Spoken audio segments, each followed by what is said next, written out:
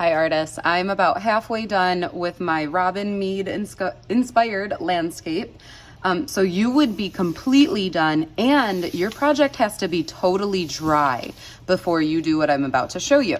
But you can, when your project is dry, you can use oil pastels. These are like fancy crayons. You can think of them like that. They're nice and they're a little more expensive than crayons. And I know that they look really dirty, but I promise it's totally fine. You can even wipe these on paper towel before if you want to clean them off first. But I'm good. I don't care. You don't need beautiful looking art supplies to make beautiful art. So you can use these oil pastels however you want. Your project just has to be dry. And right now what I'm doing is I'm just adding maybe some highlights, like the light is hitting my ocean waves. So I'm adding some highlights, or if I think that it's hard to see that black line that I created right here because that dark purple color covered it up a little bit, I can redraw. I notice I have to pick this off. You can do that too if you need to. I can redraw any of those lines with a black oil pastel, and look, it just makes them really pop. It makes them really almost come off the page. It looks really cool. I can do things in the foreground. I can do things in the middle ground. My buildings are in the middle ground. I could add windows, doors, whatever. And another thing I like about adding the oil pastels is I can add things like clouds in the sky.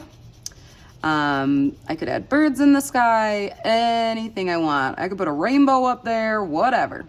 So it's just a nice way to add to your project. Now, if you have a dark nighttime sky, this is just a black piece of paper, but if your sky, if you did nighttime sky, or if it's snowing in your landscape, you could use a white or a yellow or whatever you want oil pastel, and you could add in snowflakes, or they can look like stars or maybe planets or something cool like that.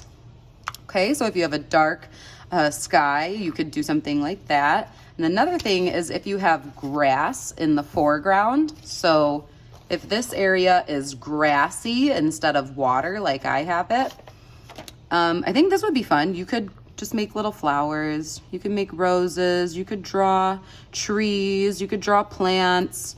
Really, you can add in whatever you want with these. So they are not really detailed though. That's the only thing. You can't get extremely detailed. So if you're trying to make a really small flower, that's gonna be tough.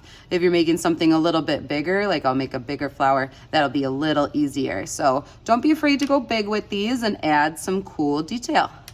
Good luck, artists.